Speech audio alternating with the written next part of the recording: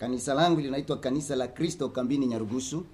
My church is called Church of Christ in Nyarugusu Camp, linalotumika chini ya umoja wa madhehebu ya Kikristo, working on the Union Christian Churches in Tanzania. Na umoja huo unaitwa, and that union is called, Umoja wa Makanisa ya Kikristo Ukimbizini Tanzania. Is called the Christian Churches Refugee in Tanzania.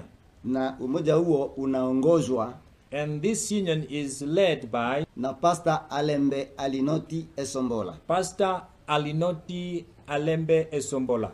Tunafanya kazi za injili kwa njia ya mikutano ya injili. We are spreading the gospel through crusades, pamoja na semina za neno la Mungu, and different seminars of God's word. Mahitaji ya kiroho, tunahitaji mafundisho ya uongozi. Spiritual need, we need leadership trainings. Maana tunapungukiwa sana na walimu wa kutufundisha uongozi hapa kambini. Because we are in need of leadership trainings in the camp. Tunahitaji kupata mabiblia.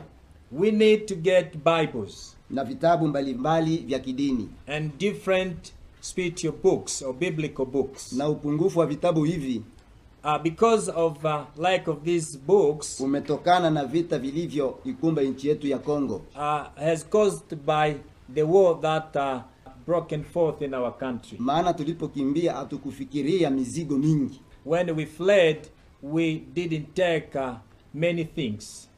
Asilimia ndogo sana, kama vile 10. It's almost 10%. Tunahitaji kupata malezi ya watumishi. We need to support different church leaders. Tunahitaji kupata semina mbalimbali za kimaendeleo. We need also different seminars of development, kiuchumi na kijamii, of economics and also social.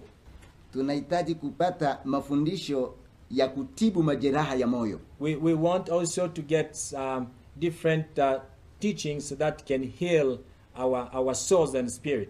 Mwisho tunahitaji kupata malezi ya wasiojiweza. Finally, we want also the support for the vulnerables, wajane, widows, mayatima, orphans, na wazee wa miaka zaidi ya 60, and aged people. Tunatunukiwa uzima kila siku. We are given life every day. Tunatunukiwa vipawa vya huduma ili kuendelea kumtumikia Mungu. We are given spiritual gifts or talents to work for the Lord. Anatupa uzao. He gives us children. Anatupigania na kutushindia katika majaribu mbalimbali. He fights for us in different temptations. Hayo ndiyo anayotubariki. Those are blessings that we get from God. Analiwezesha kanisa kukua siku baada ya siku. God empowers the church day by day. Wakristo wanajengwa, believers are built, wanafarijiwa, they are comforted, na kutiwa moyo, and they are also encouraged. Asilimia wakimbizi kwa jumla kwanza ya Wakongomani wako 62,000. First of all, the number of Congolese refugees, the number is 62,000 refugees. Asilimia ya Wakristo sasa, the percent of Christians ni asilimia 60. The percent of Christians is 60%. Tunaomba watuombee amani na usalama DRC na Afrika. We need them to pray for us about peace in DRC and in Africa. Pia also tunaomba nchi ya DRC, we need for the country of DRC iongozwe na kiongozi mcha Mungu, to be led by the president who is a believer, pia anayemwogopa Mungu, and who fears the Lord. Tunaomba ndugu zetu watusaidie.